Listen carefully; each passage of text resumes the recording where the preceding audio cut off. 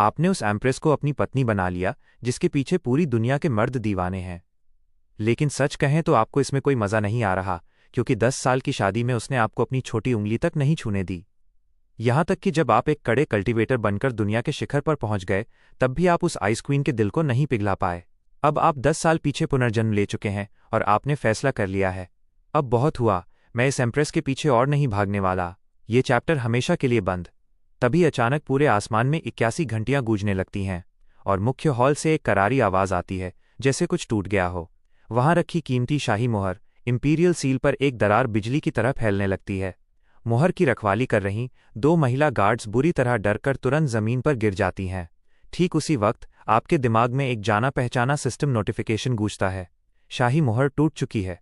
मानव जाति की किस्मत को स्थिर करने के लिए होस्ट को इस मोहर की मरम्मत करनी होगी। अपने पिछले जीवन में आपने यहीं पर सबसे बड़ी गलती की थी। आप मोहर ठीक करने के लिए तुरंत आगे बढ़ गए थे, जिससे अमर सम्राट इमॉर्टल एम्परर की नज़र आप पर पड़ी। नतीजा ये हुआ कि आपकी शादी लू युओंग से करा दी गई और आपने मरने से पहले तक महल में पूरे 10 साल घनघोर अकेलेपन में गुजारे। अब जब आप दोबारा जिंदा हुए हैं, तो आपने खुद से वादा किया है कि आप किसी खूबसूरत चेहरे के झांसे में दोबारा नहीं आने वाले। उधर मुख्य हॉल में लू युओंग बिना किसी हाव भाव के अपने अधिकारियों को ठंडी नज़रों से देख रही है। वो टूटी हुई मोहर उठाती है और बिना एक शब्द बोले पीछे के कक्ष की तरफ चल देती है। सभी अधिकारी जमीन पर घुटनों के बल झुके रह जाते हैं, इतने असहज कि उन्हें समझ नहीं आता कि वे उठें या ऐसे ही झुके रहें। पिछले जीवन में आप भी छिपकर उसके पीछे पीछे जाते ताकि कहानी आगे बढ़ सके, लेकिन इस बार नहीं, आप अपनी जगह से 1 इंच भी नहीं हिलते। दूसरी ओर पीछे के कक्ष में लू युओंग अपने सिंहासन के सहारे टिकी है। वो बस वहां बैठकर मुख्य दरवाजे को देख रही है, जैसे किसी के आने का इंतजार कर रही हो, क्योंकि पिछले जीवन में ठीक इसी समय उसका पति चुपके से उसके पीछे आया था। लेकिन हॉल का दरवाज़ा पूरी तरह शांत है। कहानी के लिए ये एक बड़ा झटका था। कुछ देर इंतजार करने के बाद लू युओंग चिढ़ जाती है और हाथ से इशारा करती है, जाओ और ली चोंकिंग को लेकर आओ। अगर वो सीधे सीधे ना आए तो उसे जंजीरों में जकड़ कर लाओ। कुछ ही देर में गार्ड सच में ली चोंकिंग को घसीटते हुए पीछे के कक्ष में ले आते हैं। लू युओंग की आवाज़ कमरे में बर्फ की तरह ठंडी गूंजती है, तुम इसे ठीक करने वाले हो या नहीं? ली चोंकिंग रिफाइनमेंट, क्राफ्टिंग का उस्ताद है। आपके अलावा सिर्फ वही एक ऐसा शख्स है जो इस मोहर को ठीक कर सकता है। लेकिन ये ली चोंकिंग नाम का बंदा पूरी तरह से एक सनकी है। खुद पर कोई कंट्रोल ना कर सके, इसके लिए उसने अपने ही पूरे खानदान का खात्मा कर दिया था। बिल्कुल बेरहम और पत्थर दिल। वो एक साइको की तरह मुस्कुराता है और ताना मारता है। जब आप एक औरत को सिंहासन पर बिठाते हैं तो यही होता है। जब आप एक औरत को गद्दी पर बिठाते हैं तो बिल्कुल यही होता है। ये एक बहुत बड़ा रेड फ्लैग था जो पूरी मानव जाति के लिए सरासर बेइज्जती जैसा था। लेकिन लू युओंग ऐसे बर्ताव कर रही है जैसे उसने पहले ही सारे स्पॉइलर देख लिए हों। वो बस महल के दरवाजों को सूनी नज़रों से ताक रही है। तभी अचानक एक सेवक आपके सामने आता है और कहता है कि एम्प्रेस आपसे पीछे के कक्ष में बात करना चाहती हैं। आप पूरी तरह चौंक जाते हैं और उसके पीछे चल देते हैं, मन ही मन सोचते हुए, रुको, आखिर ये चल क्या रहा है? मैं एक सीक्रेट क्राफ्टिंग गॉड हूँ, लेकिन लू युओंग को तो अभी ये बात पता नहीं होनी चाहिए थी, है ना? ऊपर से मैं इस बार कहानी के ट्रैक से बिल्कुल अलग चल रहा हूँ। फिर वो मुझे अभी क्यों बुला रही है? लू युओंग धीरे से खड़ी होती है। वो अपने बालों को कान के पीछे संवारती है, थोड़ी घबराई हुई सी दिख रही है। ये देखकर वहां मौजूद हर किसी की आंखें फटी की फटी रह जाती हैं। ये माहौल ली चोंकिंग के बकवास और कड़वे भाषण से बिल्कुल उलट है, और ये निश्चित रूप से वो शांत ठंडी एम्प्रेस वाली एनर्जी तो बिल्कुल नहीं है जिसकी सबको आदत थी। अपनी आंखें आपसे मिलाती है, उसकी नज़रें पहले से कहीं ज्यादा नरम है और पूछती है, क्या तुम इसे ठीक कर सकते हो? आप वहां बिल्कुल किसी बेजान एनपीसी की तरह खड़े रह जाते हैं। आपके मुंह से अचानक निकलता है, ना, मुझे कोई अंदाजा नहीं है। सच कहें तो अगर इस दुनिया के नियम अभी भी काम नहीं कर रहे होते तो आपको लगता कि आप किसी अजीब मल्टीवर्स ग्लिच में फंस गए हैं। आप इस कहानी के ट्रैक से पूरी तरह गायब होने के मूड में हैं। जैसे ही ये तमाशा खत्म होगा, आप यहां से निकल लेंगे, घुमक्कड़ बन जाएंगे और किसी मुख्य किरदार जैसी बीवी ढूंढकर एक शांत सुकून भरी जिंदगी जिएंगे। आप अपनी बात खत्म करते हैं और एक निंजा की तरह अपने आसपास का जायजा लेते हुए तुरंत वहां से खिसकने की तैयारी करते हैं। उधर लू युओंग पूरी तरह अपने ही ख्यालों में खोई हुई है। उसे गहरे विचारों में डूबा देख आप कहते हैं, अगर और कोई बात नहीं है तो मैं चलता हूं। इससे पहले कि आप अपनी बात पूरी भी कर पाते, वो आपको बीच में ही टोक देती है, बेहद संजीदगी के साथ, मुझे पता है कि तुम ये कर सकते हो। ये सुनते ही पूरे कमरे के लोगों का दिमाग घूम जाता है। उनकी नज़रों में आप एम्प्रेस के महल के बस एक आवाराबाज हैं जो केवल ऐश करना जानता है। उन्हें समझ नहीं आता कि आपको हथियारों और चीज़ों को रिफाइन करना कब से आ गया। आप खुद वहां बुरी तरह कन्फ्यूज्ड खड़े हैं। इसी बीच ली चोंकिंग का तो जैसे दिमागी संतुलन ही हिल जाता है। हाहा, तो ये है वो एम्प्रेस जिसे तुम लोगों ने चुना है। सच में भाइयों, बर्बादी की शुरुआत आधिकारिक तौर पे हो चुकी है। इस कचरा क्वीन को तो देखो, ये कितनी बेबस हो चुकी है कि शाही कलाकृतियों को ठीक करने के लिए एक बेरोजगार लूजर से भीख मांग रही है। ली चोंकिंग के इस पागलों जैसे भाषण को सुनना, उस जोकर की बकवास को सहना, आपको सच में अवाक कर देता है। भाई तो बिल्कुल बौरा गया है। अरे भाई, तुम्हें लू युओंग के बारे में जो बकवास करनी है करो, पर इस ड्रामे में मुझे बीच में क्यों घसीट रहे हो? बाकी सब आपको ऐसे देख रहे हैं जैसे आप कोई बहुत बड़े जोकर हों, लेकिन लू युओंग को उनकी कोई परवाह नहीं है। उसकी आंखें सिर्फ आप पर टिकी हैं। फिर वो थोड़ा आगे झुकती है, अपना चेहरा बिल्कुल आपके चेहरे के सामने ले आती है। दोनों के बीच 4 इंच से भी कम का फासला है। पर्सनल स्पेस नाम की तो कोई चीज़ ही नहीं बची भाइयों। आप अंदर से पूरी तरह हिल जाते हैं, और तभी अचानक उसका हाथ आपके सिर को छूने के लिए आगे बढ़ता है। वो धीरे से आपके गाल को सहलाती है और फुसफुसाती है, क्यों ना हम बस एक कोशिश करके देखें। वो कहती है कि उसे आप पर पूरा भरोसा है। आप बिल्कुल जम जाते हैं, 1 मिलीमीटर भी हिलने की ताकत नहीं बचती। लू युओंग को इस रूप में देखकर आप पूरी तरह उसके दीवाने हो जाते हैं। वो अपनी बात फिर दोहराती है और उसकी वो कोमल आवाज़ सीधे दिल पर लगती है। मुझे तुम पर भरोसा है। आपका दिमाग पूरी तरह माल फंक्शन काम करना बंद कर चुका है, आप हिल तक नहीं पा रहे। लू युओंग का ये रूप आपको एक अलग ही कशमकश में डाल देता है। सच में आपका दिमाग इस वक्त हवा होने के लिए बाहर जा चुका है। मतलब आखिर अभी चल क्या रहा है? अपनी जिंदगी में पहली बार जब आप उसकी आंखों में देखते हैं तो वहां वो पुरानी वाली ठंडक नहीं है, वो मैं तुमसे बेहतर हूं वाला घमंड गायब है। इसके बजाय उसकी आंखें चमक रही हैं, जो आपके दिल के साथ कुछ ऐसा कर रही हैं जिसके लिए आप बिल्कुल तैयार नहीं थे। आप तो बस उसे एकटक निहारते रह जाते हैं। आपने उसे कभी ऐसा नहीं देखा था। लू योंग इतनी नरम पड़ चुकी है कि दरबारी और यहां तक कि ली चोंकिंग भी पूरी तरह से अविश्वास में देख रहे हैं। आप इस माहौल के तनाव को तोड़ने का फैसला करते हैं। मुझे तो ये भी समझ नहीं आ रहा कि एम्प्रेस का दिमाग घूम गया है या क्या, पर उन्हें ये आइडिया कहाँ से आया कि मुझे गियर बनाना आता है। इस बेहद रोमांटिक माहौल के बीच आप उसे अब तक का सबसे रूखा और अजीब जवाब देते हैं। लू युओंग को उम्मीद नहीं थी कि आप इतने नासमझ निकलेंगे, और वो उलझन में है कि आप इस जीवन में इतनी सावधानी से क्यों कदम बढ़ा रहे हैं। जैसे क्या सच में कुछ गड़बड़ है?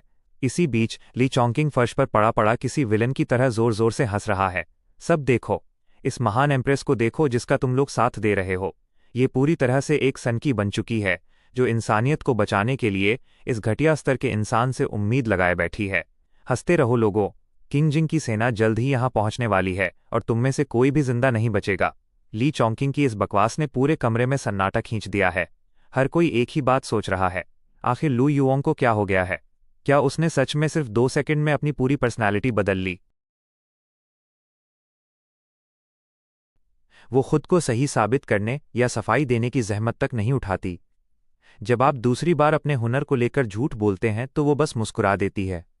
अगर आप मदद कर सकते हैं तो ये बहुत बढ़िया बात है डब्ल्यू, लेकिन अगर नहीं तो भी कोई टेंशन नहीं है। पिछले जीवन में उसने आपको काफी सहारा दिया था, पर इस जीवन में अब समय आ गया है कि आप खुद अपनी तरक्की का रास्ता तय करें। उसने आपकी तरफ बिना किसी कड़वाहट के देखा और उसके होठों पर एक हल्की प्यारी सी मुस्कान आ गई। उसने अपना हाथ उठाया और आपको हैरान करते हुए उसने धीरे से आपके गाल को चूमा या धीरे से दबाया और एक बड़ा धमाका कर दिया। कोई बात नहीं, मैंने बस गलियारों में सुना था कि तुम आर्टिफैक्ट क्राफ्टिंग के बहुत बड़े उस्ताद हो, है ना? क्या तुम डर रहे हो या ऐसा ही कुछ?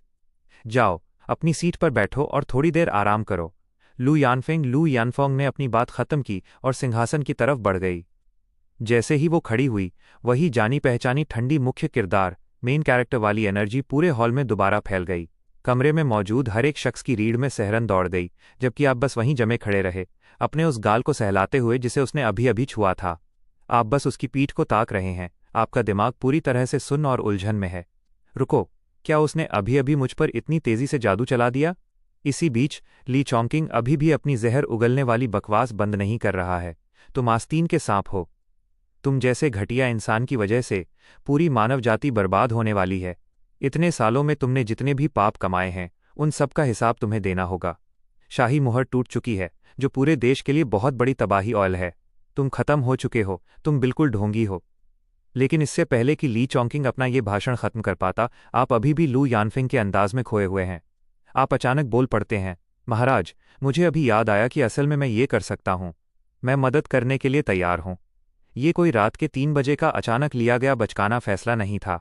काफ़ी सोचने के बाद आपको एहसास हुआ कि केवल आपका हुनर ही इस परिस्थिति को संभाल सकता है।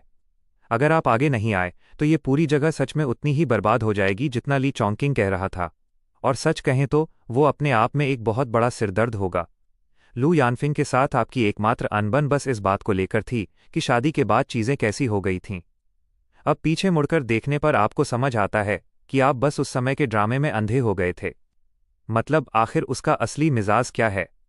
लू यानफिंग का असली माजरा क्या है? भले ही उसने आज ही आधिकारिक तौर पर सिंहासन संभाला है, लेकिन आपको याद रखना होगा कि वो काफ़ी समय से पर्दे के पीछे से सब कुछ संभाल रही है। जब आप 10 साल पहले पहली बार शांगवू महाद्वीप में आए थे, तब से ही ये महिला एक बेहद सख्त और दमदार शासक रही है जो फालतू के खेल नहीं खेलती। बड़े बड़े मंत्रियों के लिए एक छोटी सी गलती भी सीधे मौत की सज़ा बन जाती है।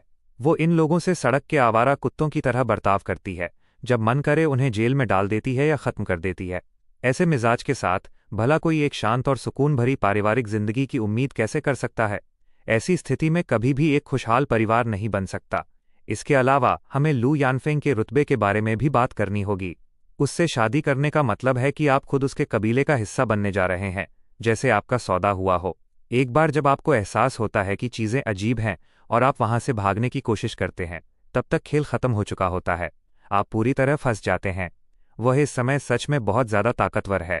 दूसरी प्रजातियां जैसे दानव और जानवर, उनके पास अपनी कमान संभालने के लिए असली और महान सम्राट मौजूद हैं। दूसरी तरफ मानव जाति के पास केवल लू यानफिंग है, जो एक छद्म सम्राट स्यूडो एम्परर की तरह अकेली पूरी टीम का बोझ उठा रही है। इसके ऊपर से शाही दरबार अंदर से पूरी तरह सड़ चुका है। वहां ऐसे बेवकूफ़ मंत्री भरे पड़े हैं जो भ्रष्ट ताकतों से मिले हुए हैं, देश के लिए कुछ नहीं करते, बस राजनीति खेलने और भ्रष्टाचार को बढ़ावा देने में व्यस्त हैं। इसकी वजह से सिर्फ आम जनता ही परेशान नहीं है, बल्कि पूरी कल्टीवेशन की दुनिया पूरी तरह से तबाह हो चुकी है। लू यानफिंग ने इस पूरे कचरे को साफ करने के लिए लोहे के हाथ, कड़े नियम का इस्तेमाल किया। और ईमानदारी से कहें तो वो सच में एक बहुत बड़ी लीडर गिगाचार्ड है, खासकर इसलिए क्योंकि वो एक महिला है और मानव इतिहास में इससे पहले कभी कोई महिला सम्राट नहीं बनी थी। इसलिए जाहिर है नफरत करने वाले कुछ घटिया लोगों, हेटर्स ने उसकी हुकूमत को मानने से साफ इनकार कर दिया था। ली चोंगकिंग ऐसे ही एक धोखेबाज का सबसे बड़ा उदाहरण है। आप अच्छी तरह जानते हैं कि जब उसने पहली बार गद्दी संभाली थी तो हालात कितने भयानक थे। फिर भी महज 10 सालों में वो इंसानियत को कीचड़ से निकालकर वापस उसके शिखर पर ले आई। भले ही आपको उसके तरीके हमेशा पसंद ना आते हों, लेकिन सच तो यही है कि पूरी मानव जाति को बचाने की औकात सिर्फ उसी में है। और फिर भी इंसानियत की इस इकलौती रक्षक को ली चोंगकिंग जैसा एक सड़ा हुआ अधिकारी एनपीसी खरी खोटी सुना रहा है। भाई, ये बात आपके गले से नीचे नहीं उतरती। इसके अलावा लू यानफिंग के बारे में लोगों को बकवास करते हुए सुनना आपकी डिक्शनरी में सरासर गलत है। मतलब आप दोनों की शादी को 10 साल हो चुके थे और आप हमेशा से अपने लोगों की हिफाजत करने वाले इंसान रहे हैं। इस जहरीले और अजीब से कनेक्शन को देखा जाए तो ये सब तब शुरू हुआ था जब अब से कुछ दिनों बाद अमर सम्राट इमॉर्टल एम्परर ने अपनी चाल चली थी। अपने पिछले जीवन में ठीक इसी समय आप अमर सम्राट के दबाव में झुक गए थे और इस शादी के लिए मान गए थे। लेकिन इस बार नहीं, इस बार आप उन्हें साफ ना कह देंगे और आगे बढ़ जाएंगे। पिछला जन्म इसलिए बर्बाद हुआ क्योंकि आप उसके खूबसूरत चेहरे के दीवाने हो गए थे। उस वक्त तो लू यानफिंग खुद भी ये शादी नहीं करना चाहती थी, लेकिन क्योंकि आपने हाँ कह दिया था तो उस बूढ़े अमर सम्राट ने गाड़ी पूरी स्पीड में दौड़ा दी। इस बार मैं मना कर रहा हूं, वो भी मना कर रही है। तो अगर हम शादी ही न करें तो ये सारा ड्रामा होगा ही नहीं। बिल्कुल सिंपल। लेकिन भाई, आपके इस अचानक हाँ कहने से कमरे में मौजूद सभी लोग बिल्कुल बुत एनपीसी बनकर रह गए। लू यानफिंग का रुख एकदम 180 डिग्री बदल गया। उसकी वो ठंडी आइस क्वीन वाली एनर्जी हवा हो गई। वो अपनी खुशी छिपा नहीं पाई और आपकी तरफ मुड़कर बोली, रुको, सच में? भले ही लू यानफिंग आपकी तरह ही अतीत से वापस आई है और भले ही वो शाही मोहर को ठीक न कर पाती, पर वो अकेले दम पर मोर्चा तो संभाल ही सकती थी। लेकिन उस तरीके से काम करना बहुत बड़ी आफत मोल लेने जैसा होता और उसमें ज़रूरत से ज़्यादा तनाव होता। अपने पिछले जीवन में मानव जाति को वापस उसके शिखर पर पहुंचाने में उसे 10 साल लग गए थे, लेकिन सच कहें तो आपके बिना ये नामुमकिन था, है ना? अगर उसे 500 साल भी मिल जाते तो भी वो अंत में सब बिगाड़ देती। एक गलत कदम और पूरा खेल खत्म। लेकिन जिस तरह आपने अचानक अपना फैसला बदला, लू यानफिंग अंदर से पूरी तरह हैरान रह गई, खासकर इसलिए क्योंकि 1 सेकंड पहले आप इतने अड़ियल बन रहे थे। वो सोच रही है, क्या मेरे पतिदेव ने अपना मन सिर्फ इसलिए बदल लिया क्योंकि उस जोकर ली चोंकिंग ने बकवास करना शुरू कर दिया था। उसका दिल पूरी तरह पिघल गया। पतिदेव ही यहाँ सबसे सच्चे इंसान हैं, कोई शक नहीं। इस बीच ली चोंकिंग की टोली लू यानफेंग को पूरी तरह हैरान होकर ताक रही थी। खैर जो भी हो, जब आपने हाँ कह ही दिया है तो अब वक्त ज़ाया करना बंद कीजिए और काम पर लग जाइए। तभी अचानक क्लैंग की आवाज़ के साथ एक विशाल बगुआ कड़ाहा, बागवा कॉल्ड्रन, ठीक सिंहासन वाले कमरे के बीचों बीच प्रकट होता है।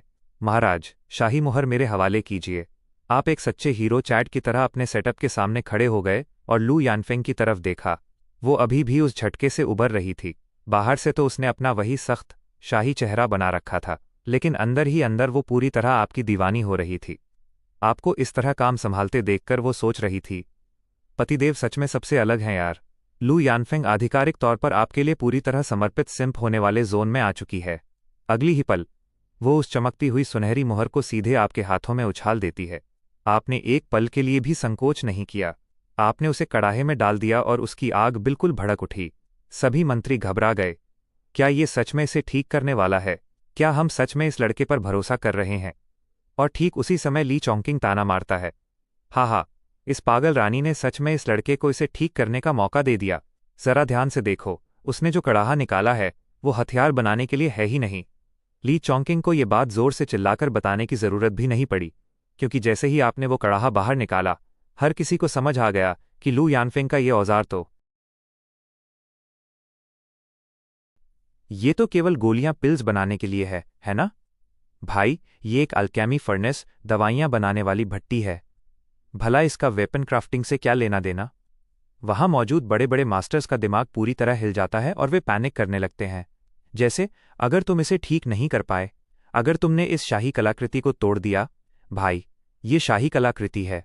कलाकृति को छोड़ो, अगर इसमें से जरा सी भी चटकने की आवाज आई तो तुम इस पूरी चीज के चिथड़े चिथड़े कर दोगे। पलक झपकते ही सारे मास्टर्स ने अपने सिर लू यानफेंग, लू टियनहुआंग की तरफ घुमाए, लेकिन इससे पहले कि वे अपना मुंह खोल पाते, उसने उनकी तरफ देखा तक नहीं। उसने बस उन्हें अपना मुंह बंद रखने को कह दिया। उसका सिर्फ एक शब्द, और ये खुद को बड़े मास्टर्स समझने वाले लोग अपनी पैंट में कांपने लगे। आपने इन एनपीसी लोगों को सफाई देने की जहमत तक नहीं उठाई, क्योंकि भला आप ऐसा क्यों करेंगे? क्या मैं तुम्हें ऐसा दिखता हूं जिसे एक पिल फर्नेस और एक लोहार की भट्टी के बीच का अंतर न पता हो? यह सिस्टम द्वारा तोहफे में मिली एक बगुआ भट्टी है। यह एक ऐसी ऑल इन वन चीज है भाई, जो दोनों काम चुटकियों में कर सकती है। अगले ही सेकंड आपने अपना काम शुरू कर दिया, और आपकी तकनीक को देखकर उन मास्टर्स को शुद्ध कन्फ्यूजन के मारे चक्कर आने वाले थे। मतलब, आखिर ये लड़का यहाँ कर क्या रहा है? आपने सच में उस शाही मुहर को लिया और सिर के बल भट्टी के अंदर घुस गए, जबकि आपका आधा निचला हिस्सा बाहर ही लटक रहा था और पूरी दुनिया के सामने हिल रहा था। मतलब, ये कैसा डांस स्टेप है भाई? तुम इसे क्राफ्टिंग कहते हो? क्या ये भाई अपनी ही चिता जलाने की स्पीड रनिंग कर रहा है? कोई जाकर इस बंदे को बाहर निकालो यार। क्या हम बस चुपचाप खड़े होकर ये सब होने देंगे? महाराज, क्या आप ये देख रही हैं? कुछ कीजिए। लेकिन लू यानफेंग को रत्ती भर भी फर्क नहीं पड़ रहा था। वो अच्छी तरह जानती है कि आप क्या कर रहे हैं, और सच कहें तो उसने अपनी जिंदगी में ऐसा स्वैग कभी नहीं देखा था। वो अंदर ही अंदर थोड़ी इम्प्रेस, प्रभावित भी हो रही है। इस बीच आप अभी भी आधे बगुआ भट्टी के अंदर समाये हुए हैं, और बाहर बैठी इस फालतू की भीड़ को सफाई देने की आपको कोई परवाह नहीं है। आप अच्छी तरह जानते हैं कि लू यानफेंग बाद में इसके बारे में वैसे भी पूछने वाली है। बिल्कुल आपके पिछले जीवन की तरह, जब भी आपकी इस अनोखी क्राफ्टिंग स्टाइल की बात आती है, तो आप जानते हैं कि पर्दे के पीछे असली खेल तो सिस्टम का ही है। आपका पावर सोर्स भी हर दूसरे इसेकाई प्रोटैगोनिस्ट की तरह है, जो एक सिस्टम पर निर्भर करता है। आमतौर पर ये सिस्टम मुख्य किरदार को एक बड़ा एक्सपी बूस्ट देते हैं, या गेम जीतने के लिए कुछ कमाल के आइटम्स ड्रॉप करते हैं ताकि लेवल जल्दी बढ़ सके। लेकिन आपका सिस्टम, भाई आपका सिस्टम कुछ अलग ही लेवल पे बना है। देखिए, इस अमर मार्शल महाद्वीप के कल्टीवेटर्स अपनी ताकत बढ़ाने के लिए स्पिरिट एनर्जी, आध्यात्मिक ऊर्जा को ग्राइंड करते हैं। लेकिन जब आप इसेकाई होकर यहाँ आए, तो आप सिर्फ एक नए शरीर में नहीं आए, आप अपने साथ पूरा इंसानी पैकेज लेकर आए थे। यानी अभी भी वही ओरिजिनल अर्थ, पृथ्वी सर्वर वाला हार्डवेयर चल रहा है। यहाँ स्पिरिट एनर्जी को ग्राइंड करने के लिए आमतौर पर एक स्पिरिट रूट, आध्यात्मिक जड़ की जरूरत होती है, लेकिन आपके पास उस डिपार्टमेंट में 0 पॉइंट है। इसलिए आप सच में उस फालतू चीज को कल्टीवेट नहीं कर सकते। अच्छी बात यह है कि आपके सिस्टम को इस बात से कोई फर्क ही नहीं पड़ता। आप यहाँ डाओ यानी ब्रह्मांड के असली नियमों को कल्टीवेट कर रहे हैं। यही वजह है कि आप पूरी तरह से गॉड लेवल ब्रोकन हैं, लेकिन आप वो तड़कते भड़कते और अजीब से जादुई करतब नहीं दिखा सकते। जैसे तलवारों पर उड़ना या टेलीकिनेसिस, चीज़ों को हवा में उड़ाना, इन सब मामलों में आप बिल्कुल नौसिखिए हैं। जहां यहाँ के लोकल मास्टर क्राफ्टर्स हाथ पैर हिलाकर कोई कूल दिखने वाला जादू या रस्म करने का नाटक करते हैं, वहीं आप सचमुच एक भट्टी के अंदर रेंग रहे हैं, आग की लपटों में पसीना बहा रहे हैं और एक पागल की तरह फावड़े से चीज़ों को कूट रहे हैं। साफ शब्दों में कहें तो आपके पास कोई कल्टीवेशन रैंक ही नहीं है। अगर कोई हाई टियर का बड़ा कल्टीवेटर आपकी ताकत को स्कैन करने की कोशिश करे तो उसे सिर्फ एक रहस्यमयी गॉड टियर आभा और हर तरफ बहती हुई दाव एनर्जी दिखाई देगी, लेकिन इसके अलावा आप बिल्कुल एक आम इंसान एनपीसी जैसे दिखेंगे। ईमानदारी से कहें तो ये आपके लिए एक तरह से अच्छा ही काम करता है। बेशक आप देखने में बिल्कुल आप उन दिखावा करने वाले घमंडी अमरो इमॉर्टल्स के सामने बिल्कुल नौसिखिए लगते हैं, लेकिन आपके बनाए हथियार और गियर बिल्कुल गॉड टियर होते हैं। जैसा कि वो कहावत है ना, बिल्ली काली हो या सफ़ेद, अगर वो चूहा पकड़ती है तो वही असली सिकंदर गोट है। एम्परर स्वॉर्ड को ठीक करने में आपको मुश्किल से 2 या शायद 3 मिनट लगे। भाई, आप सच में सबसे अलग बने हो। आपकी स्पीड का कोई मुकाबला नहीं है। अगर इतिहास और पुरानी कहानियों को छोड़ दें तो वो तलवार असल में बस एक मिड टियर एम्परर ग्रेड का हथियार ही है। खैर, आप वहाँ इतने बोर हो रहे थे कि आपने उसे अपने कूल्हे से ठोक ठोक कर सीधा कर दिया, और फिर भी आपने उसे और इस पूरे देश की किस्मत को पूरी तरह ठीक करके ही दम लिया। इस कबीले की राष्ट्रीय किस्मत को संभालना तो बच्चों का खेल है। लेकिन अब आप सोच रहे हैं कि आखिर लू यानफेंग, लू टानफंग कहाँ रह गई? वो अभी तक आगे क्यों नहीं आई? आपके पिछले जीवन में जैसे ही आपने उस तलवार को भट्टी में डाला था और उसे पीटना शुरू किया था, मुश्किल से 5 सेकंड भी नहीं हुए थे कि लू यानफेंग ने आपको कॉलर से पकड़कर बाहर खींच लिया था। इस बार क्या माजरा है? क्या लू यानफेंग के इस रूप ने अपना आपा खो दिया है, या वो सच में अब आप पर भरोसा करने लगी है? आप वहां बैठे बैठे इसी कशमकश में डूबे हैं कि लू यानफेंग पहले कैसा बर्ताव कर रही थी। वो सिर्फ अजीब नहीं था, वो सच में बहुत संदेहास्पद सस था। वो कब से आपके साथ इतनी नरम और कोमल होने लगी? भाई, क्या हम सच में इस समय किसी समानांतर ब्रह्मांड, ऑल्टरनेट डायमेंशन में आ चुके हैं? क्या मेरा दिमाग खराब हो गया है? एक बार यहां से बाहर निकल जाऊं तो मुझे इस दुनिया के इतिहास की गहराई में जाना होगा और पूरी छानबीन करनी होगी। क्या ये सच में कोई पैरेलल यूनिवर्स है या कुछ और? अगर ये कोई आईने जैसी दुनिया है और उसकी पर्सनालिटी पूरी तरह बदल चुकी है, तो इसका मतलब इस टाइमलाइन वाली लू यानफिंग और मैं। अरे भाई रुको, ऐसा सोचना बंद करो। खुद को संभालो यार। लानत है, मैं फिर से उसके झांसे में आ गया। मैं कभी सबक क्यों नहीं सीखता? भले ही ये कोई दूसरी टाइमलाइन हो, मैं लू यानफिंग के झांसे में दोबारा नहीं आने वाला। सिर्फ एक ठीक ठाक पेड़ के चक्कर में पूरा जंगल क्यों गंवाना? इतना मानसिक तनाव झेलना बिल्कुल घाटे का सौदा है। जब आप उस 8 त्रिकोण वाली भट्टी 8 ट्राइग्राम्स फर्नेस के अंदर बैठे बैठे अपने जीवन के सबसे बड़े संकट से गुजर रहे हैं, उधर बाहर बैठे बड़े बड़े अधिकारी पूरी तरह अपना आपा खो चुके हैं और पागलों की तरह पैनिक कर रहे हैं। भट्टी के अंदर से आने वाली ठक ठक की आवाज़ आखिरकार बंद हो चुकी थी, लेकिन आप फिर भी बाहर नहीं आ रहे थे। इसके ऊपर से हर किसी को महसूस हुआ कि एम्प्रेस की आभा ऑरा थोड़ी देर के लिए थरथराई और फिर बूम, वो पूरी तरह गायब हो गई। आखिर चल क्या रहा है?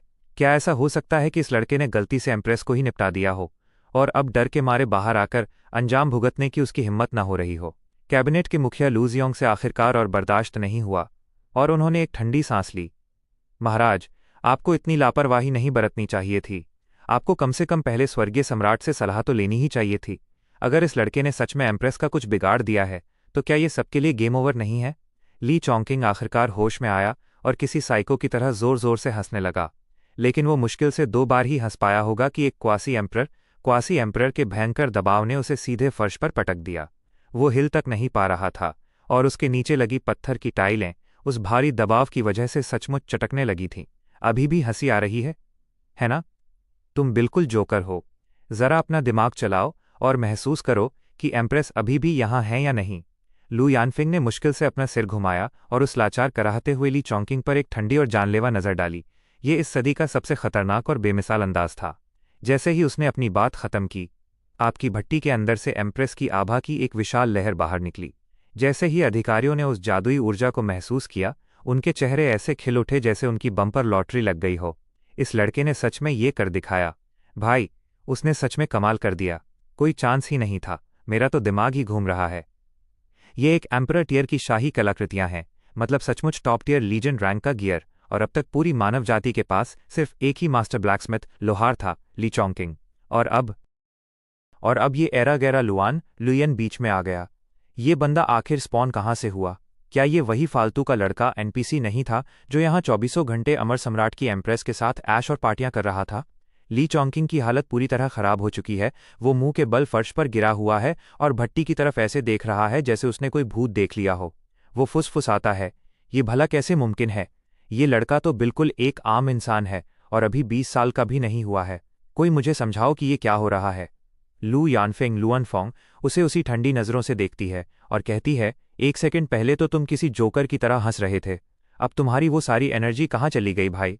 मैं पिछले 10 सालों से इस साम्राज्य को चला रही हूँ और अगर मैंने कोई एक चीज़ सीखी है तो वो ये कि तुम जैसे जोकरों के पास सिर्फ एक ही कॉमन ब्रेन सेल होता है। तुम लोगों को लगता है कि तुम हमेशा सही हो। आज जो कुछ भी हुआ वो मेरे पिछले 10 साल के शासन का एक छोटा सा नमूना मात्र है।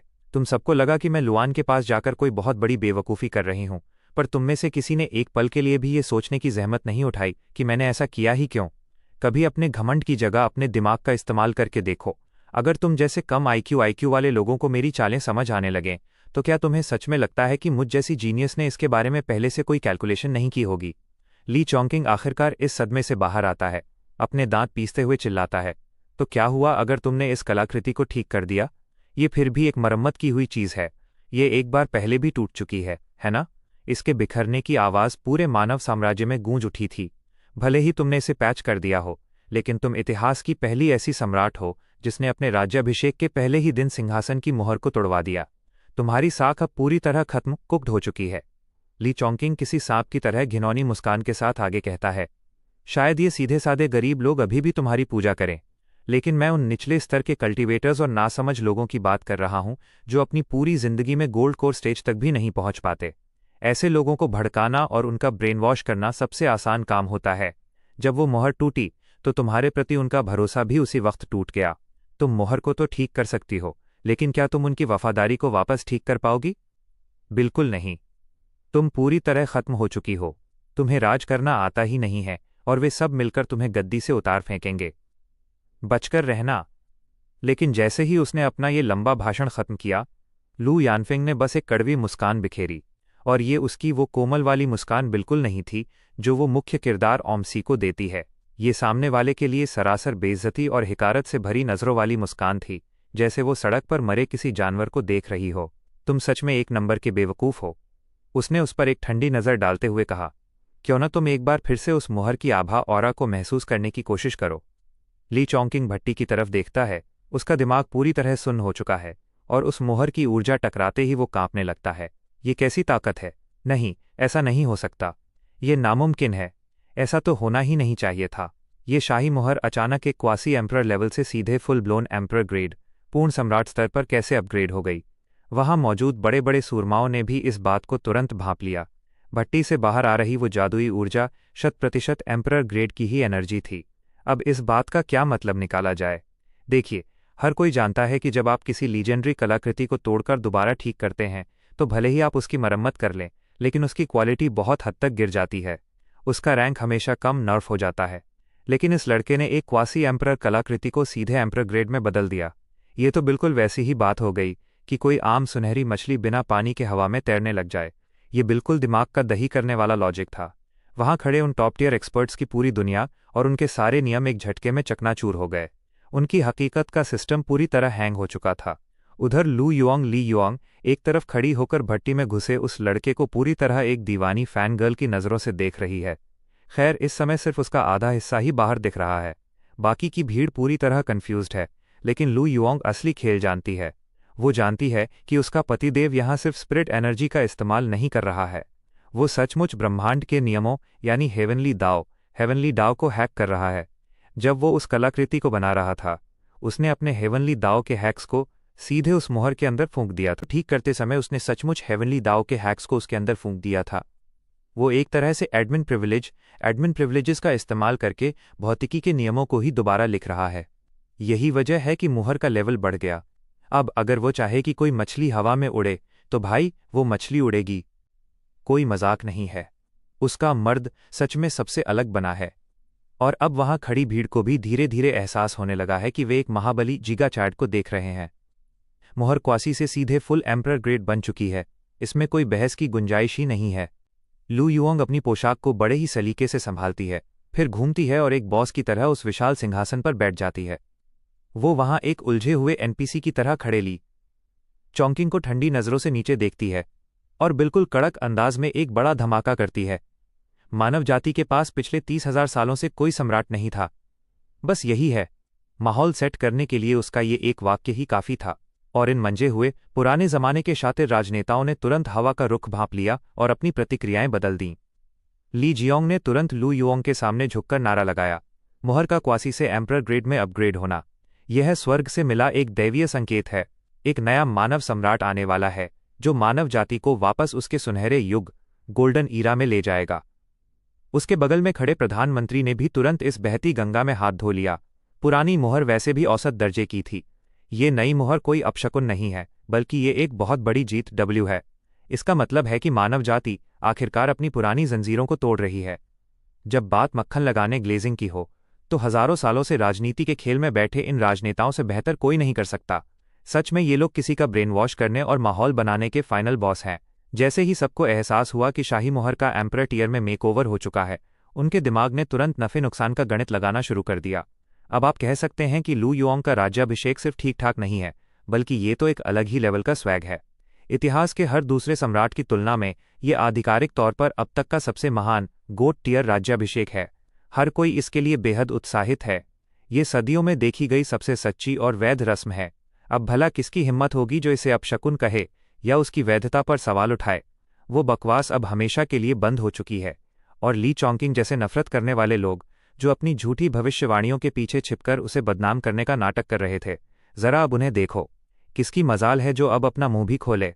भाई, आपको समझना होगा कि मानव जाति के पास पिछले 30,000 सालों से एम्परर टियर का कोई महाबली लीडर नहीं था। दानव प्रजाति, राक्षस प्रजाति और बाकी के सारे दुश्मनों के पास अपने अपने सम्राट स्तर के खूंखार मॉन्स्टर्स मौजूद हैं।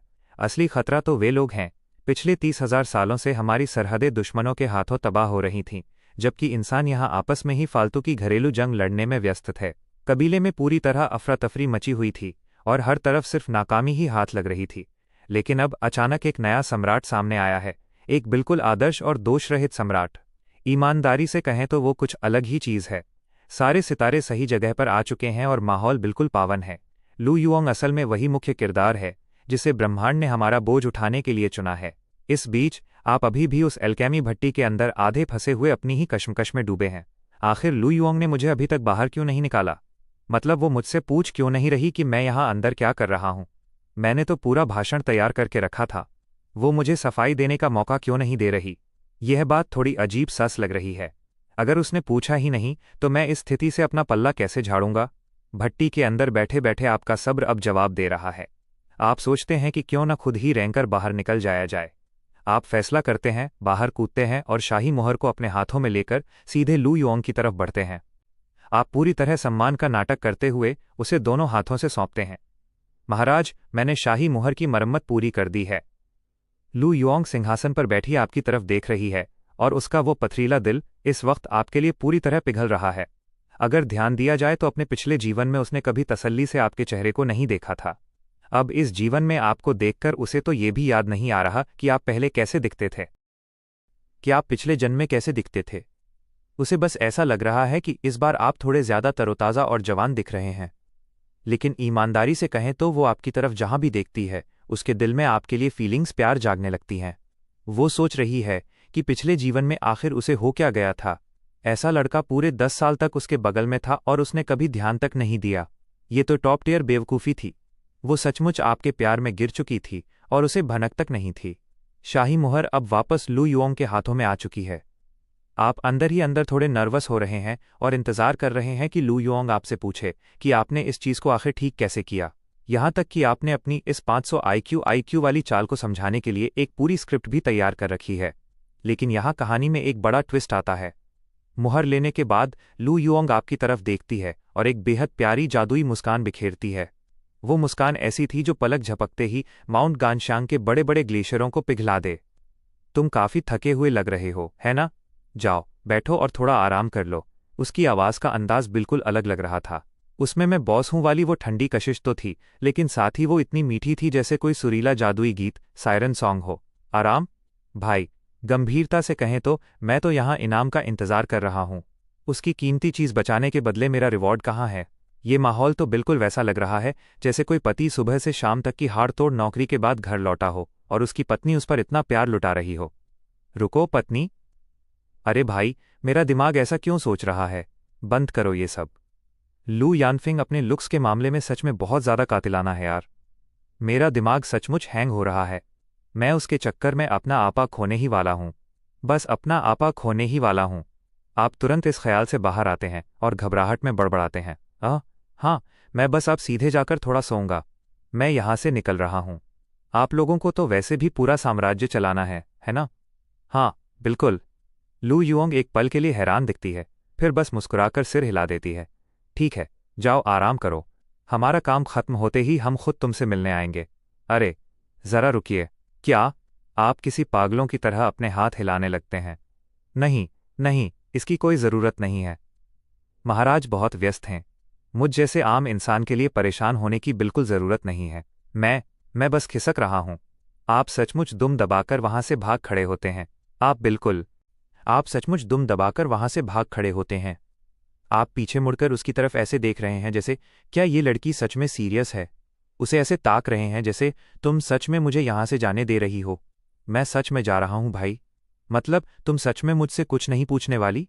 थोड़ी सी भी उत्सुकता नहीं है कि मैंने उस चीज़ को एक छद्म सम्राट स्यूडो एम्परर स्तर से सीधे फुल ब्लोन एम्परर ग्रेड पर कैसे पहुंचा दिया? अभी भी कोई उत्सुकता नहीं है? भाई साहब, क्या तुम सच में जानना नहीं चाहती?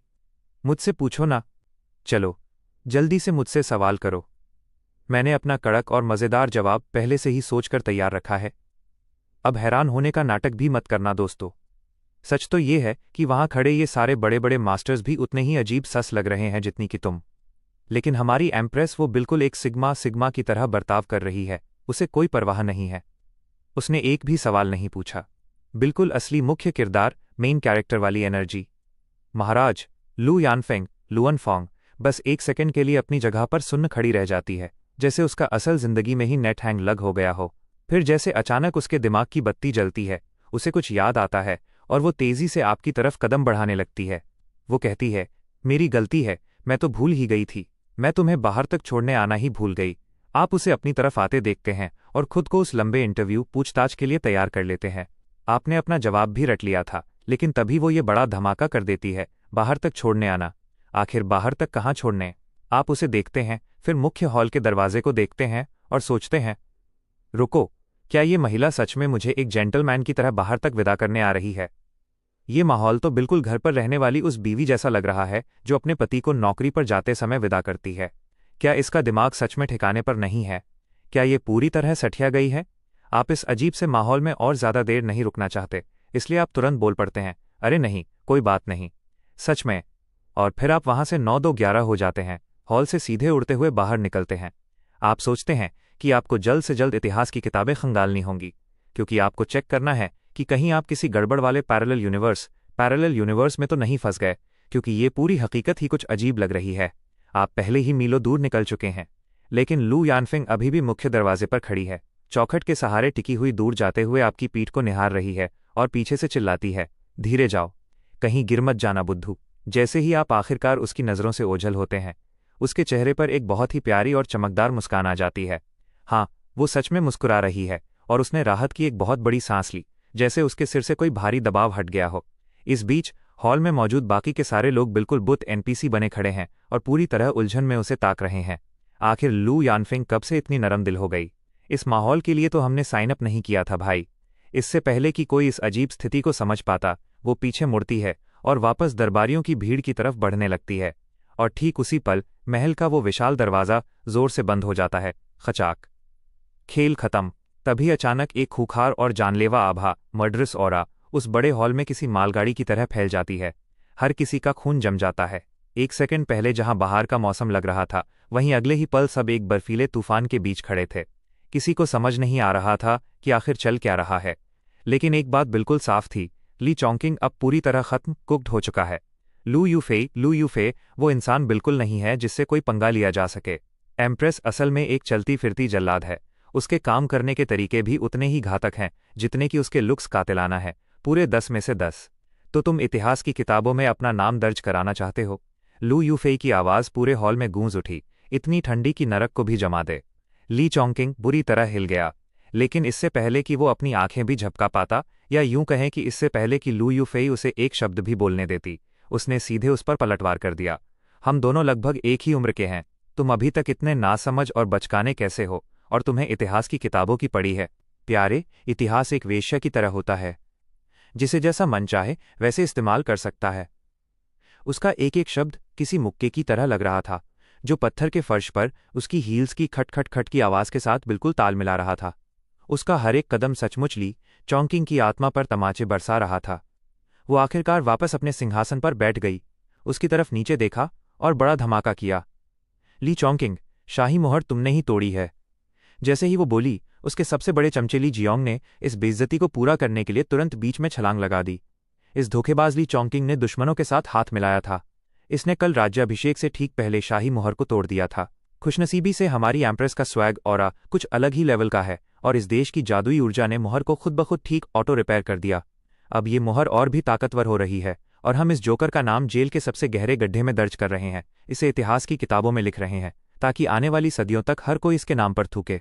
लू यूफेई ने अपना सिर थोड़ा झुकाया, उस डरे सहमे ली चॉन्किंग की तरफ देखा और मुस्कुराई। अब खुश हो? ली चॉन्किंग के अंदर से एक ऐसी चीख निकली जिसने शायद उसके घमंड के परखच्चे उड़ा दिए, और उसके बाद उसने बेहद कड़वी और जहरीली बकवास शुरू कर दी, ऐसी गालियां जो आपने शायद पहले कभी न सुनी हो। लेकिन लू यूफेई ने पहले ही पूरे हॉल को ब्लॉक कर दिया था। जी हाँ, उसने उस कमरे को किसी प्रो लेवल की तरह साउंड प्रूफ कर दिया था। बाहर एक छोटी सी आवाज तक नहीं जा सकती थी, और अब बड़े हॉल के अंदर बिल्कुल सन्नाटा है, बिल्कुल मुर्दा शांति। ऐसी शांति जहां एक सुई भी गिरे तो आवाज आ जाए। कोई भी एक शब्द नहीं बोल रहा है, क्योंकि कोई भी उदाहरण बनकर अपनी बलि नहीं चढ़वाना चाहता। वहां का माहौल सच में बहुत भारी और डरावना है, लेकिन हर किसी का दिमाग घोड़े की स्पीड से दौड़ रहा है। कुछ लोग अंदर ही अंदर बेहद खुश हैं, कुछ घबराए हुए हैं, और कुछ तो बस यहाँ मजे ड्रामा लेने आए हैं। हर किसी का अपना एक अलग ही एजेंडा चल रहा है, कोई मजाक नहीं। तभी अचानक ठीक दोपहर के वक्त हॉल से एक विशाल रोशनी का धमाका बाहर निकलता है। वह पागलों की तरह चमक रहा है। उसे ऊपर देखता हुआ हर कोई हैरान रह जाता है। वो सम्राट की मुहर है, सचमुच गॉड टियर की एक जादुई कलाकृति। रात होते ही वो भूमिगत महल, अंडरग्राउंड पैलेस, अंदर और बाहर दोनों तरफ से रोशनी से नहा जाता है। वहां का माहौल बिल्कुल किसी त्योहार जैसा हो चुका है। आम लोग, मेरा मतलब है वहां के स्थानीय किसान और नागरिक, अपने सबसे बेहतरीन कपड़ों में सड़कों पर दौड़ रहे हैं और इस खबर को ऐसे फैला रहे हैं जैसे कोई ग्रुप चैट वायरल हो गई हो। हर कोई खुद को मुख्य किरदार समझ रहा है। सब में एक अलग ही लेवल का उत्साह और जोश है। आज की रात निश्चित रूप से कोई भी सोने नहीं वाला। उधर आप भूमिगत महल में अपने आंगन में आराम से बैठे हैं और दिए की रोशनी में कुछ किताबों को खंगाल रहे हैं। आपकी मेज इंसानी इतिहास की हर मुमकिन किताब से पटी पड़ी है। आपके पास इतनी किताबें हैं कि वे सचमुच फर्श पर बिखरी पड़ी हैं। बिल्कुल किताबी कीड़ा नर्ड वाला माहौल है, लेकिन पूरे स्वैग के साथ। आप इतिहास का आखिरी स्क्रॉल खत्म करते हैं, अपनी कुर्सी पर पीछे की तरफ झुकते हैं और बुदबुदाते हैं, नहीं, कुछ तो गड़बड़ है, कुछ तो है जो समझ नहीं आ रहा। ये निश्चित रूप से कोई पैरेलल यूनिवर्स नहीं है। और आखिर इस लू यानफेंग, लू टियनहुआंग का क्या चक्कर है? आप ये समझने के लिए अपना पूरा दिमाग दौड़ा रहे हैं। आज सुबह शाही मोहर वाली उस घटना के बाद से आप इतिहास की किताबों को ऐसे चाट रहे हैं जैसे आपकी जिंदगी इसी पर टिकी हो। पूरे एक दिन की छानबीन के बाद फैसला आ चुका है, ये कोई पैरेलल यूनिवर्स नहीं है, जो कि अपने आप में बहुत संदेहास्पद सस बात है। आप पूरी तरह उलझन में फंस चुके हैं, दिमाग का दही हो चुका है, और तभी आपका पेट किसी ड्रैगन की तरह जोर से गरजने लगता है। बाकी कल्टीवेटर्स की तरह जो बिना कुछ खाए पिए सालों तक रह सकते हैं, आप वैसे नहीं बने हैं। आपको हर दिन खाना चाहिए। आप खाने के बिना मरेंगे तो नहीं, लेकिन आप भूखे और बेहाल जरूर हो जाएंगे, जो कि अपने आप में बहुत बड़ी आफत औल है। इसके अलावा चलो सच का सामना करते हैं। जिंदगी जीने का असली मकसद ही यही है कि अच्छा खाना खाओ और ऐश करो, है ना? आप ज्यादा सोचना बंद करते हैं और खाने की तैयारी में लग जाते हैं। आप अपनी जगह से उठते हैं और कुछ खाने पीने का जुगाड़ करने के लिए सीधे पीछे सब्जियों के बगीचे, वेजिटेबल पैच की तरफ निकल जाते हैं। प्राथमिकताएं जरूरी हैं भाई। दूसरी तरफ ब्लिस हॉल में जहां पूर्व मानव सम्राट आराम फरमाते हैं, लू शुआन उत्साह के मारे बिल्कुल पागल हुए जा रहे हैं। मैंने तुम सबसे कहा था ना कि वो लड़का कुछ अलग ही चीज है। जैसे ही मैंने उसे पहली बार देखा था, मैं जान गया था कि वो एक सच्चा खिलाड़ी औजी साबित होगा। अब उसे देखो। तुम सब मुझे ताने मार रहे थे कि मैं बस उसके साथ घूमता हूं और खाना खाता हूं, लेकिन अब कौन हंस रहा है? हाँ, लू शुआन, ये सफ़ेद बालों वाला बुजुर्ग जो सुनहरी पोशाक में पूरी तरह सज धज कर बैठा है, अपनी छड़ी को हवा में लहरा रहा है और ऐसे बर्ताव कर रहा है जैसे वही इस कहानी का मुख्य किरदार हो। वो जगह लू यानफेंग, लुआ टियनहुआंग और उनके अलावा बिल्कुल खाली है। लू यानफेंग उन्हें इस तरह बच्चों की तरह खुश होते गीक आउट देखता है और बस अपना सिर हिला देता है। वो इस ड्रामे से पूरी तरह ऊब चुका है। वो अपनी चाय का ढक्कन उठाता है और बिना किसी परवाह के आराम से चाय की पत्तियों को किनारे करने लगता है। ये सचमुच हैरान करने वाला है कि भाई इस वक्त कितने ज़्यादा एक्साइटेड हैं। उनका चेहरा पूरी तरह लाल हो चुका है, लेकिन ज़रा 2 साल रुकिए, ये लुआन लकुयन पूरी तरह से बर्बाद कुक्ड होने वाला है। उधर लू यानफेंग लकान फुआंग, उसे सचमुच रत्ती भर भी फर्क नहीं पड़ रहा है। उसकी तरफ से कोई रिएक्शन नहीं है। यह लुआन समाज के लिए एक प्रमाणित खतरा है। मतलब भाई एक चलती फिरती नाकामियों की फैक्ट्री है। मैं तुम्हें बता रहा हूं, ये बंदा पूरी तरह से एक ढोंगी है जो अपने कल्टीवेशन के अड़ंगे बॉटलनेक को पार तक नहीं कर सकता। वो दलदल में फंसा हुआ है और हर कोई इस नाकामी को पहले से ही आते हुए देख रहा था। इसके ऊपर से उनका रिश्ता पूरी तरह से कड़वाहट, टॉक्सिक से भरा है। उनमें आपस में कोई तालमेल नहीं है। वो उसकी तरफ देखना तक पसंद नहीं करती। वो उसके इस औसत दर्जे के बर्ताव से सचमुच चिढ़ी हुई है। उसकी नज़रों में उसका बुढ़ा पॉप्स मूल रूप से एक गैर जिम्मेदार इंसान है। उस बंदे ने अपनी पूरी जिंदगी में सिर्फ 2 ही काम किए हैं। एक तो मजबूरी में उसे सिंहासन सौंप दिया, और दूसरा किसी अजीब फैनफिक्शन लेखक की तरह जबरदस्ती उसका रिश्ता इस लड़के लुआन से कराने की कोशिश की। राजघरानों में पारिवारिक रिश्ते सच में रेगिस्तान से भी ज्यादा सूखे होते हैं, ईमानदारी से कहें तो। और चूंकि वो लगभग 10,000 सालों से जिंदा है, उसने सब कुछ देखा है, हर एक दर्दनाक मौत, हर एक दुखद विदाई। अगर आप भगवान के स्तर की अमरता, इमॉर्टल स्टेज तक नहीं पहुंच पा रहे हैं, तो आप कब्र में जाने के लिए बने सिर्फ एक और आम इंसान, एनपीसी हैं। सीधा सा जीव विज्ञान है भाई। ये ड्रामा उसके दिल को बिल्कुल नहीं पिघला पा रहा है। वो कुछ अलग ही मिट्टी की बनी है। उसे अगर कभी कुछ महसूस हुआ भी था, तो वो उसके पिछले जीवन में था, जब रात के सन्नाटे में एक कल्टीवेटर के रूप में उसे घनघोर अकेलापन महसूस होता था। इसके अलावा वहां सिर्फ एक ठंडी और पथरीली खामोशी है। अपने पिछले जीवन में वो कभी खुद चलकर बात करने नहीं गई थी। उसने उस वक्त उसे पूरी तरह इग्नोर गोस्ट कर दिया था और बात करने के लिए बस अपने एक जूनियर को भेज दिया था। लेकिन आज वो सचमुच खुद चलकर यहाँ आई है। जी हाँ, वो सच में खुद यहाँ पहुंची है। वह निश्चित रूप से कोई न कोई खिचड़ी पका रही है।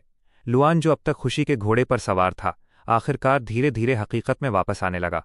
लू यानफिंग को इस तरह एक रानी की तरह चुपचाप बैठकर चाय की चुस्कियां लेते देख अब उसे थोड़ा अजीब लगने लगा है। वो जानता है कि उसकी बेटी उसे पूरी तरह एक नाकाम इंसान, एल टेकर समझती है, और आमतौर पर वो उसे पूरी तरह इग्नोर करती है या संदेश भेजने के लिए किसी फालतू के साइड कैरेक्टर को लगा देती है। लेकिन इस बार उसने खुद यहाँ आकर उसे धन्य कर दिया है। उसका यहाँ होना सचमुच शक पैदा करता है। इसके बावजूद लुआन यहाँ थोड़ा भावुक हो रहा है। भाई अपनी बेटी की मंजूरी पाने के लिए बुरी तरह तरस रहा है। उसके कई बच्चे हैं, लेकिन जैसे ही उसने ताज लू यानफेंग के हाथों में सौंपा, बाकी के सारे बच्चे उसके पक्के दुश्मन ओपेस बन गए, और जो नहीं बने उन्हें देश के किसी सुदूर कोने में देश निकाला दे दिया गया। ये पूरी तरह से उनका अपना स्किल इश्यू था। इस समय सिर्फ वो दोनों ही वहां आराम से बैठे हैं।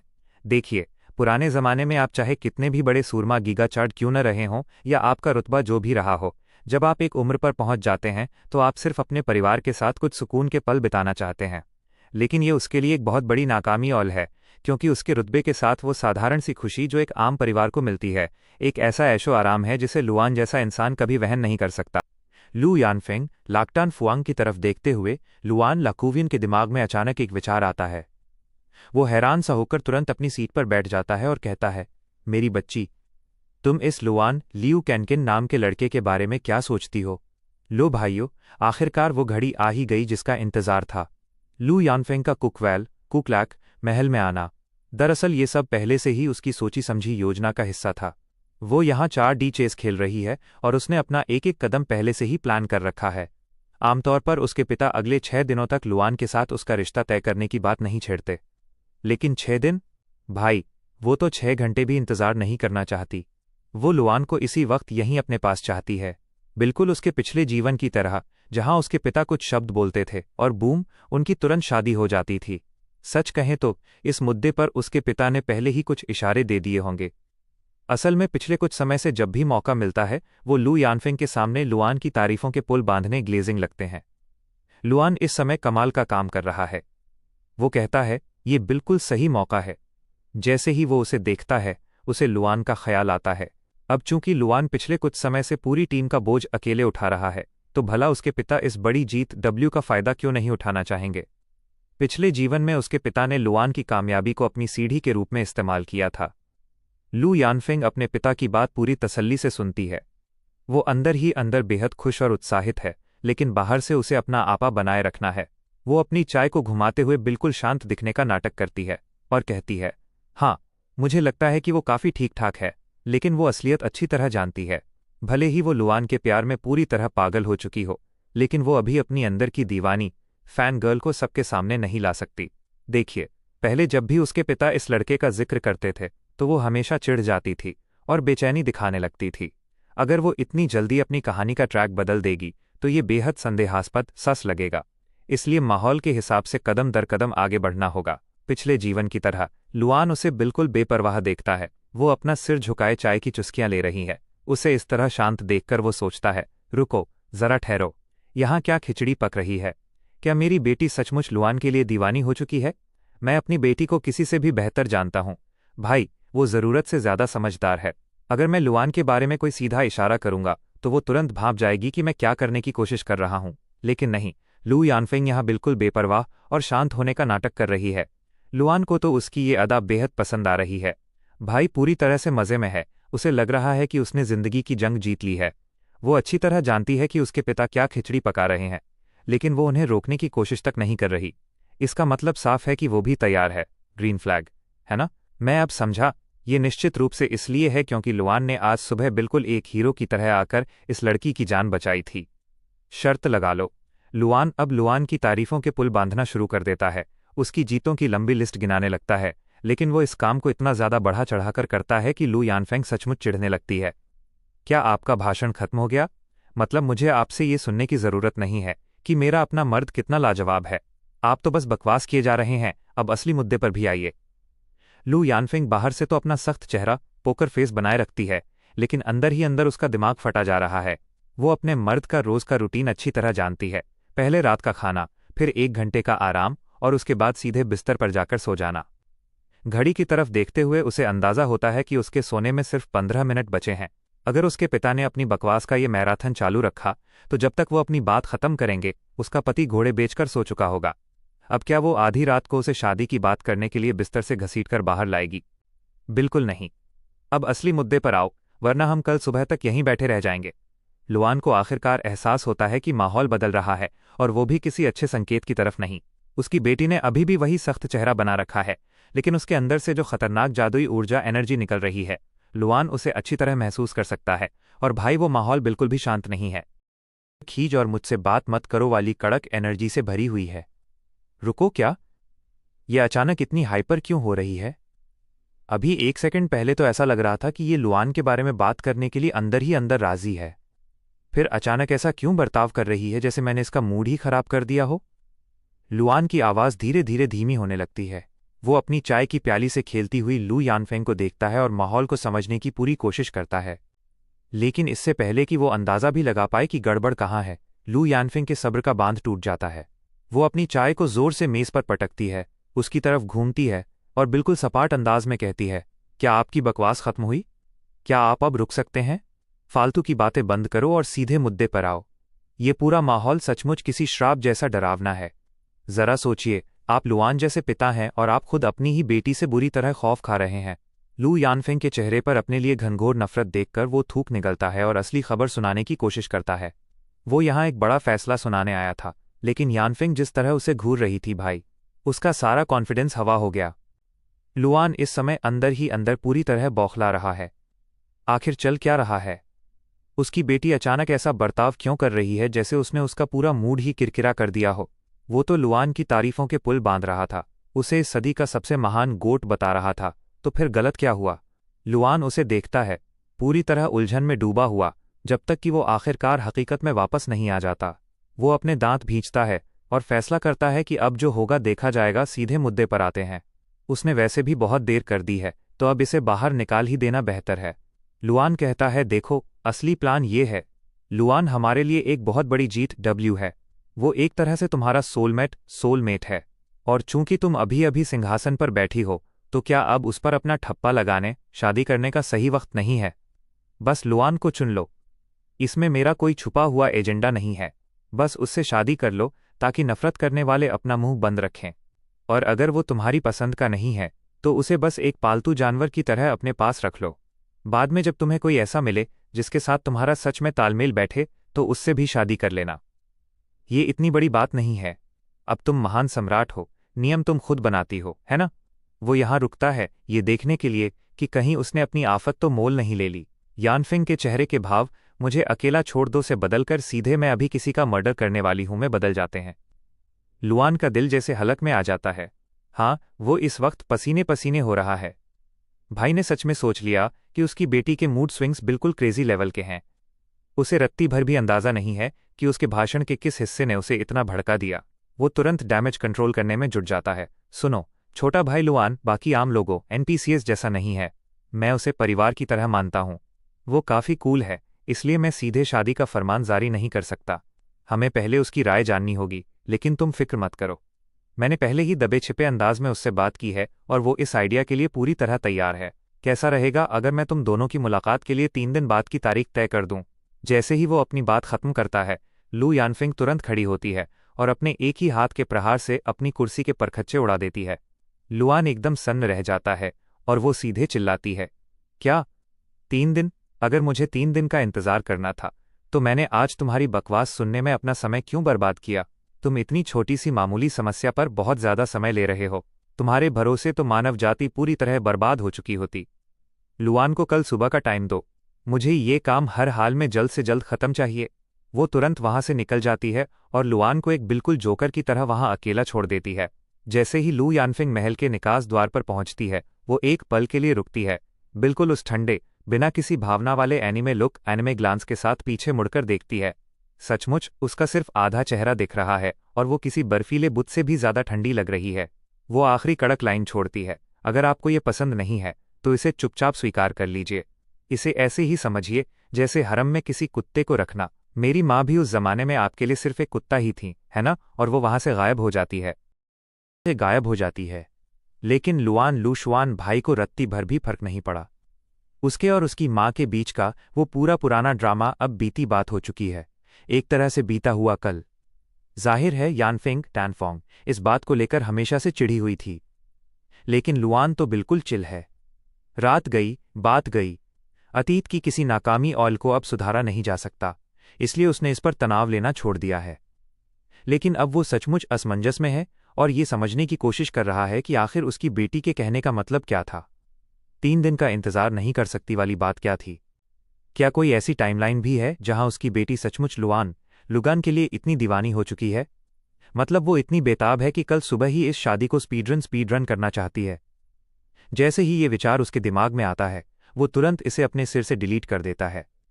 अरे बिल्कुल नहीं, मैं अपनी बेटी को इससे बेहतर जानता हूं। नहीं, ये तो असंभव है, चांस ही नहीं है। लेकिन रुको, हो सकता है कि वो इस शादी के प्रस्ताव को तुरंत रिजेक्ट करके इस झंझट को हमेशा के लिए खत्म करना चाहती हो।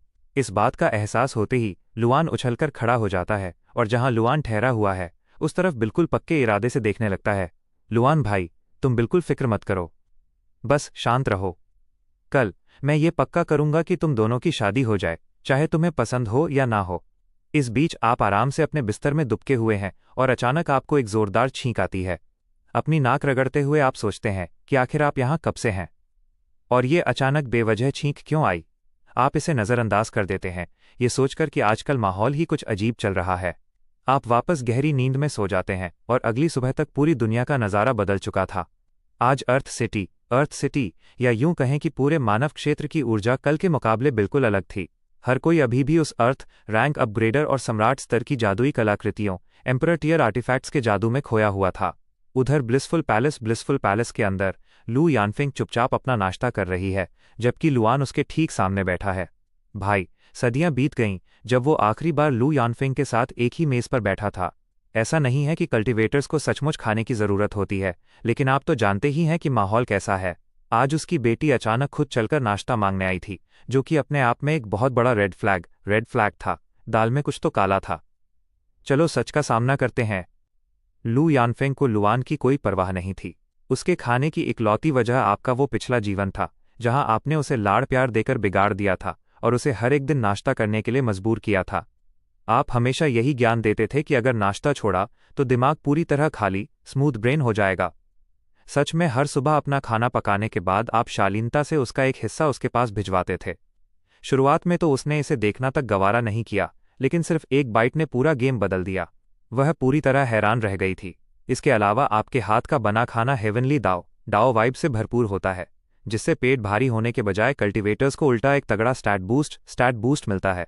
लेकिन सबसे ज़रूरी बात, वो खाना सचमुच लाजवाब होता है। लू यानफिंग वहां बैठी, उसने 2 निवाले लिए और फिर अपने चम्मच को कटोरी में ऐसे फेंक दिया जैसे वो शेफ को अपनी नापसंदगी दिखा रही हो। उसने अपने उन लाल होठों को पोंछा, त्योरियां चढ़ाईं और खुद से बुदबुदाने लगी, औसत दर्जे का। मेरा पेट पूरी तरह खराब हो चुका है क्योंकि तुमने इसे बिगाड़ दिया था। मैं सचमुच इस कचरे को अब गले से नीचे नहीं उतार सकती। मैं बिल्कुल सीरियस हूं। मैं ये नहीं खा सकती, और वैसे भी मुझे बाद में कुछ ज़रूरी काम है। लू यानफिंग आमतौर पर ऐसी शख्सियत है जो किसी भी परिस्थिति में बिल्कुल शांत रहती है, बिना किसी तनाव के हमेशा बेअसर। लेकिन इस समय वो अंदर ही अंदर बुरी तरह खींच रही है। खाना उसे बिल्कुल गत्ते जैसा बेस्वाद लग रहा है, जिससे उसकी घबराहट और बढ़ती जा रही है। उसके ठीक सामने बैठा लुआन इस पूरे ड्रामे को बड़े गौर से देख रहा था। उसने एक बार अपनी पलकें झपकाईं और तुरंत नौकरों को टेबल साफ करने का इशारा किया। वो कुछ समझदारी की बातें करना चाहता था, अपनी बेटी को थोड़ा समझाने की कोशिश करना चाहता था। सच कहें तो वो जिंदगी में पहली बार एक अच्छा बाप बनने की कोशिश कर रहा था। लेकिन जैसे ही लुआन ने अपना मुंह खोला और बर्तनों को हटाने के लिए आगे बढ़ा, लू यानफिंग ने उसे वहीं टोक दिया। मेरा खाना हो गया। लुआन को इसी वक्त यहां बुलाओ।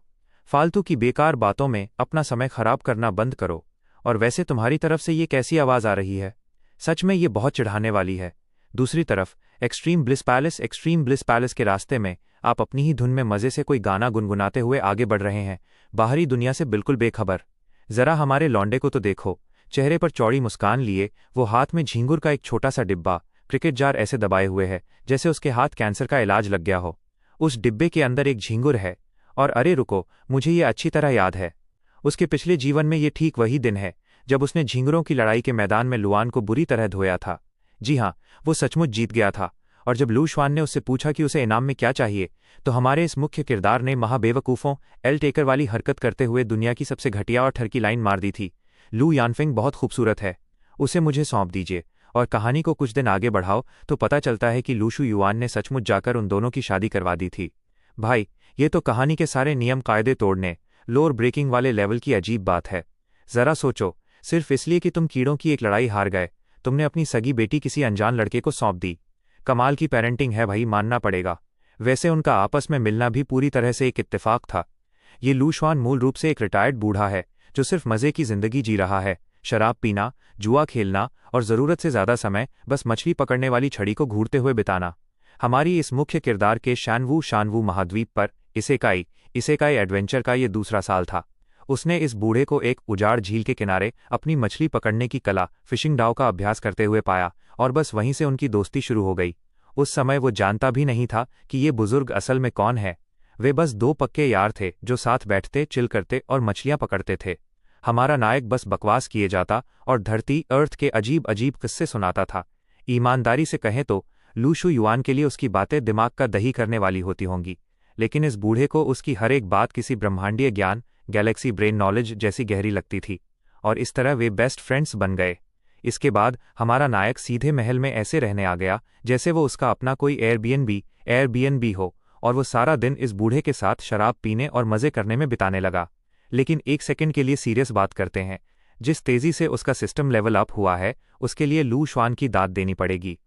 सच में यह आदमी पूरी तरह से ऐशो आराम की जिंदगी जीता है, जबकि बाकी सब हेवनली दाव को हासिल करने के लिए दिन रात घिस रहे हैं, जिसके बारे में सिर्फ 3 ही घिसे पिटे लोग एनपीसीएस जानते हैं, जैसे अपनी चाय से बात करना, अपनी तलवार या अपनी बकवास डायरी से बतियाना। वो सारा दिखावटी और गंभीर काम। हमारा लड़का उलझन में था कि अब किस चीज़ के लिए मेहनत करे, लेकिन लूशु युआन के साथ रहने से भाई का एक पूरा नया स्किल ट्री अनलॉक हो गया। हम बात कर रहे हैं जुआ खेलने का दाव, गैम्बलिंग दाव और चिल करने का दाव, चिल आउट दाव। यहाँ तक कि उसने एक बार पूरा दिन सिर्फ चींटियों के पहाड़ को घूरते हुए बिता दिया था, और किसी तरह उन चींटियों ने भी उसके कल्टीवेशन का लेवल बढ़ाने में उसकी मदद की। ये सुनने में पूरी तरह से पागलपन लग रहा है, लेकिन हमारा लड़का जानता है कि लूशु युआन कोई ऐरा गहरा आम इंसान नहीं है। उसमें कुछ तो अलग है। वो ठीक समझ नहीं पा रहा है कि क्यों, लेकिन वहाँ का माहौल निश्चित रूप से संदेहास्पद, सस्पिशियस है। खैर, अब काम पर ध्यान दो। आज का पूरा दिन झींगुरों की उस मैच के नाम है। एक बार जब वो ये जीत डब्ल्यू पक्की कर लेगा तो वो इनाम के तौर पर जो चाहे मांग सकता है। शायद इस बार लू यानफेंग वाला हिस्सा छोड़ देना ही बेहतर होगा। लेकिन जैसे ही वो एलिजियम हॉल में कदम रखता है, वहां का नज़ारा बदलने वाला है। आप सचमुच वहां एक आम एनपीसी की तरह खड़े हैं और आपका दिमाग रियल टाइम में बफर घूम कर रहा है।